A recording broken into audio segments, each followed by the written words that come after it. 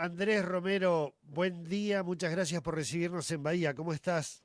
Buen día, Sergio. Muchas gracias a ustedes, a tu equipo y a la audiencia. Muchas gracias por invitarme, muy amables. Bueno, Andrés, ahora sos ingeniero en electrónica, pero uno supone que, como a tantos y a tantas, desde chiquito te gustaba mirar hacia arriba, ver esos relojes, cómo sonaban las campanas, ver la forma de esas torres, ¿o no? Sí, sí, efectivamente es un poco así, ¿no? Para mí siempre fue una gran curiosidad todo esto y, y el misterio, ¿no? Que cabe en la mente de un chico y bueno, ¿por qué no de un grande? Generalmente uno cuando ve esas torres y esas agujas gigantes tiende a pensar, vaya a saber qué cosa, ¿no? Y qué es lo que hay detrás. Así que sí, efectivamente, así es. Claro, uno de pequeño cree que hay alguien ahí que está moviendo las agujas, hay una persona.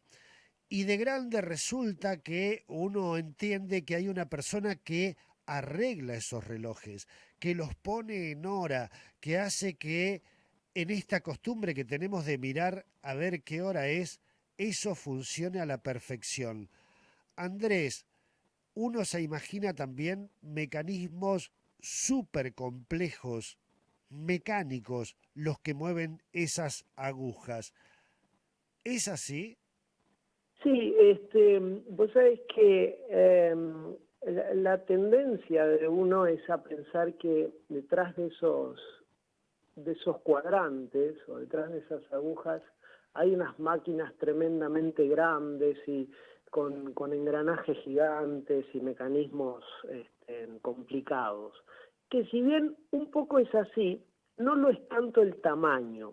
En general, el cine se ha encargado a veces de darle una dimensión mucho más grande de la que realmente es. Salvo excepciones de relojes realmente muy grandes, eh, el espectador cuando accede al lugar no, o sea, queda un poco desorientado en cuanto a los tamaños, pero sí, comparados con un reloj doméstico, son relojes grandes, son relojes importantes y con mecanismos que tienen diferencias notables con los relojes cotidianos, digamos, ¿no? Claro, Andrés, bueno, también depende de la antigüedad. Uno cree que cuanto más antiguo, menos simple, más complicado es el mecanismo, ¿o no es así? Bueno, sí, hay un poco de eso. El reloj ha sufrido a través de los cientos de años diversas transformaciones, pero sobre todo refinamientos y donde han intervenido aspectos de ciencia que han hecho que cada vez se vuelvan más precisos y confiables, ¿no? Claro. Pero sí, digamos, toda esa evolución gira en torno a cosas que van, digamos, creciendo y refinándose con el paso del tiempo y de las necesidades. Tengamos en cuenta que estos relojes son previos a cualquier reloj doméstico o de uso personal. Al principio, y son los que dan origen a todo, porque los relojes de torres son los que marcan el tiempo de las ciudades, Claro. porque la gente no tenía relojes en sus casas, el reloj doméstico es posterior, era el reloj del pueblo, de la ciudad o del sector, ¿no es cierto? Andrés, en muchos casos uno tiene el recuerdo de esos relojes en las estaciones de tren, Ah, sí, relojes, sí, relojes que sí. venían de Inglaterra. ¿Vos estuviste en Inglaterra también trabajando o no? Yo estuve en Inglaterra en variadas oportunidades y muy contento de haber estado allí. Creo que es justamente en Inglaterra donde se desarrolla el reloj como elemento preciso. Si bien toda Europa y gran parte del mundo en una forma u otra contribuyó a la evolución de estos relojes, Inglaterra tenía un particular interés en que se desarrolle la precisión del reloj. Y esto Ajá, viene aparejado de su expansión marítima y posteriormente de los tendidos ferroviarios prácticamente en todo el planeta. Porque cuando los trenes empezaron a tener velocidad, era necesario sincronizar los horarios. Antes daba lo mismo si era un poco antes o un poco después. Pero cuando empezó a circular el tren, y un poco a colación de lo que vos me comentás, ellos requieren de un horario y para eso de un reloj realmente preciso. Ni que hablar de la precisión en temas marítimos, ¿no? claro. Pero bueno, sí, efectivamente. Yo hice una formación importante allí, tomé varios cursos, si bien ya iba con una formación previa, que en cierto modo debo decir que ha sido autodidacta, ¿no? Porque esto arranca en mí desde muy chico y con un gran apasionamiento. Lo que pasa es que como todo, ¿no? Uno empieza a aprender de oficio o rompiendo o desarmando, pero a medida que realmente quiere progresar, tiene que estudiar. Claro. Y, y bueno, en Inglaterra hay instituciones, como en otros lados de Europa, ¿no? Pero allí está el Instituto Británico de Orología, que es quizá la entidad más avesada en el tema y que forma gente desde hace casi 170 años, ¿no? Claro. Y hay un Andrés Romero que es miembro honorario. Sí, sí, ¿Serás sí, vos? bueno, gracias. Sí, eso es consecuencia de haber participado y presentado trabajos y dado algunas conferencias allí, en fin, toda esa participación en un momento con gran alegría me han convocado y me han ofrecido ser miembro honorario de la institución, cosa que me pone muy contento, ya que No soy deben el... ser muchos de nuestra zona, de Argentina, de América Latina, los que son miembros de esta institución señera en Inglaterra, ¿o no? No, efectivamente no. El, el miembro más antiguo es un señor amigo, el señor Alberto Selvaggi, una de las personas más conocedoras del país en relojes de torre y que muy amablemente me vinculó a mí. Y el primer miembro honorario fui yo. Mirá vos. Sí, curiosamente, medio que no lo podía creer, ¿no? Yo incluso mandé a pedir una documentación, le digo, ¿usted está seguro? Sí, sí, dice, claro, porque ellos documentan mucho todo, y Claro, claro. y bueno, así que feliz Andrés, de serlo, ¿no? Andrés, bueno, ahí estamos compartiendo imágenes de lo que son los mecanismos de los grandes relojes de torres, en el caso de la Catedral de Bahía Blanca, bueno, de otras. En caso de que se rompa, porque es un mecanismo y como tal puede romperse, existen piezas para reemplazo, se tienen que construir, tenés que utilizar herramientas que son especiales. ¿Cómo es el trabajo ese? Bueno, no, repuestos no existen Claro, repuestos, porque la gran mayoría de las fábricas se han extinguido, ¿no? Quedan muy poquitas fábricas en el mundo de relojes de torre, en algunas en Alemania, otras en Francia, otras en Italia y algunas poquitas también en Inglaterra. Por lo cual, en general se tienen que hacer los repuestos, ni que hablemos en estas latitudes que estamos un poco lejos. Argentina tiene una diversidad de relojes de torre muy grande, hay relojes de todas las nacionalidades en Argentina, y de épocas, yo diría, desde el 1700 para acá ya tenemos relojes. Relojes de autor, relojes de fábrica, pero volviendo a tu pregunta, sí, las piezas se hacen, y ahí está un poco el arte, ¿no? Claro. En el arte y la ciencia, porque hay que conocer el trabajo de la ingeniería del reloj y además la parte artesanal de poder trabajar en esas piezas y construirlas. Eso requiere, sí, de un herramental específico, ¿no? Del tema. Sí, En el- las herramientas de relojería son muy particulares, no abundan. Es curioso, porque yo me desespero, siempre ando buscando la herramienta que no tengo, ¿no? La figurita difícil. Pero bueno, claro. tienen un uso particular, ¿no? Y otras hay que hacerlas ex profeso para poder construir la pieza que está averiada o restaurarla, ¿no? Claro, Andrés, bueno, en algunos casos estos grandes relojes de torre tienen además el mecanismo de las campanadas, que no todos lo tienen, me parece, ¿no? Esto, Efectivamente, sí, sí, esto hace claro, más complejo todo, muchísimo más. claro. El reloj en sí, y acá bien vale la aclaración, el origen del reloj de torre no es un reloj que muestra la hora, sino un reloj que toca la hora. Los primeros relojes de torre no tienen agujas, no tienen cuadrantes, solamente tocan una campana.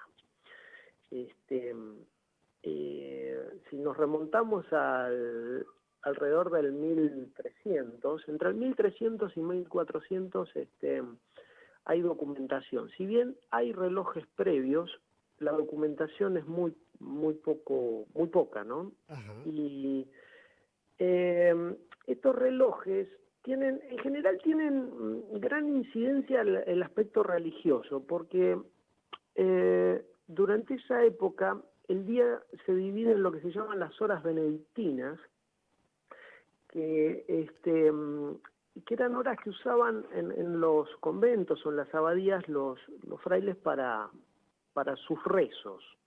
Entonces, como el día variaba según la época del año, ¿qué pasaba? A veces le sobraba día y otras veces se le hacía de noche antes de terminar los rezos. Entonces Claro. el reloj empieza a tener un uso práctico y en ese momento había muchos tipos de relojes de arena, de fuego, de agua, y el que se empieza a implementar es el llamado horologium, que de ahí viene la palabra reloj. Reloj termina siendo una adaptación de la palabra latina, horologium. Bueno, el punto es que eh, estos religiosos usaban el horologium para marcar las horas y tener una división medianamente precisa del día. Entonces, cada tanto tiempo había uno encargado de tocar una campana con la mano, avisando que era el momento del rezo. Con el tiempo, esa persona se ve reemplazada por un mecanismo, entonces directamente es el reloj el que empieza a tocar las horas. Y este dispositivo se empieza a hacer extensivo a las ciudades. Entonces la gente se guiaba por el toque de la campana, ¿sí? Pero no leía la hora en ningún lado. Qué Con el lindo. tiempo y las necesidades se incorporan mecanismos, al principio de una sola aguja que marca la hora.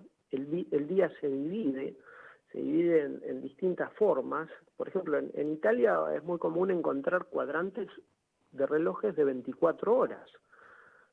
Eh, ¿Me escuchan? Sí, sí, sí, perfecto, Bien. Andrés. Estamos atentos a lo que nos estás Muy diciendo. bien, muy bien. Es En tremendo. otros sectores de Italia encontramos cuadrantes del día dividido en 4 horas, en otros en 6 y en otros en 12. Es muy curioso. Según la región, cada cual tenía su forma de dividir el día y de mostrarlo. Hasta que en algún momento de la historia se termina adaptando mundialmente la división del día en 24 horas y con la necesidad de mayor precisión se da lugar a la segunda aguja que marca los minutos. Es muy poco común ver relojes de torre con segundero, prácticamente no los hay. O sea que hasta el minutero estamos bien cubiertos. Claro. Pero, volviendo al inicio de la pregunta, el reloj de torre comienza tocando la hora. Y es curioso la división y los vocablos, que si bien en español o en los demás idiomas todos son relojes, en este caso relojes de torre, en el idioma inglés existe una división importante entre los relojes que tocan y los relojes que muestran la hora. Ajá. Es muy común decir a un reloj grande, llamarlo clock. Y un clock nosotros lo asumimos como un reloj grande, un reloj de torre, un reloj de pared. Pues bueno, el origen de la palabra clock deriva de la palabra latina cloca, que significa campana. O sea, era un reloj que tocaba, ¿no? En cambio, por el contrario, los relojes que muestran la hora o los relojes de pulsera pasan a ser watch. Y watch es la palabra inglesa del verbo mirar. O sea, Claro. es el reloj que se mira, ¿eh? Exactamente. Entonces, si bien ya, insisto, en los demás idiomas, o por lo menos en el nuestro, todos son relojes, no existe esta diferencia, en el idioma inglés sí aparece y es marcada las características de cada uno, ¿no? Le recuerdo a la que audiencia que tocan, estamos en Bahía Blanca, estamos hablando con Andrés Romero, que además de ser ingeniero, bueno, es un apasionado por la relojería, sobre todo la relojería de altura, la relojería de torres. Ha recorrido el país, buena parte del mundo, da clases allí en Bahía Blanca, en la Universidad Tecnológica Nacional. Bueno, Andrés, las últimas preguntitas nos están llegando aquí. Saludos, felicitaciones de todos los lugares que te puedas imaginar. Diego Promencio de Bahía Blanca, a quien le debo el contacto, le quiero mandar un saludo grande y el agradecimiento a Diego Promencio.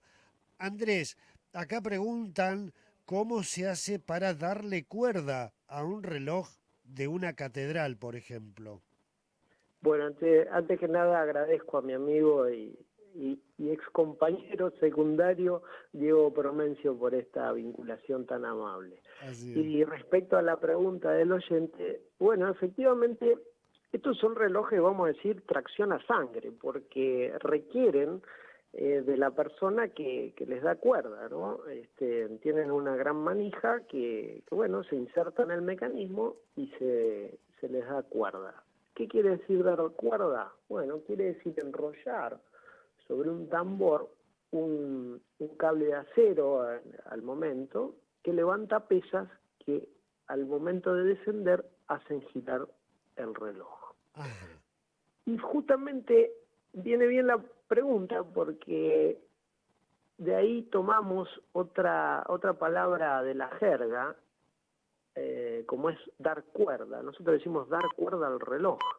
Y bueno, eso viene de los relojes de torre, porque los relojes de torre se alimentaban de esta manera y ese cable de acero del que hoy hablamos, antiguamente era una cuerda de cáñamo que se enroscaba en un tambor. Claro. Entonces la cuerda es eso, es justamente una cuerda de cáñamo. Bueno, acá está sonando un reloj en casa. Ahí está sonando en tu casa, también sonó aquí. Nos hemos quedado sin tiempo hablando de relojes, Andrés. Qué bárbaro. Te quiero agradecer muchísimo. Estamos recibiendo muchos saludos. Bueno, mucha gente de Bahía Blanca que nos sintoniza a esta hora. Muchísimas gracias por la compañía. Andrés, primera pero no última charla. Realmente nos quedamos con muchísimas ganas de seguir charlando sobre este tema. En principio, te agradezco mucho. No, yo el agradecido soy yo y con muchísimo gusto volveremos a conversar en otra oportunidad, cosa que agradezco mucho y agradezco también a ustedes esta difusión, porque que la gente y las personas de las distintas ciudades conozcan el tema, hace de resguardo para que los relojes de torre no se pierdan en el tiempo, ¿no? Así que valoro muchísimo esta difusión que ustedes le dan al tema. Muy amables.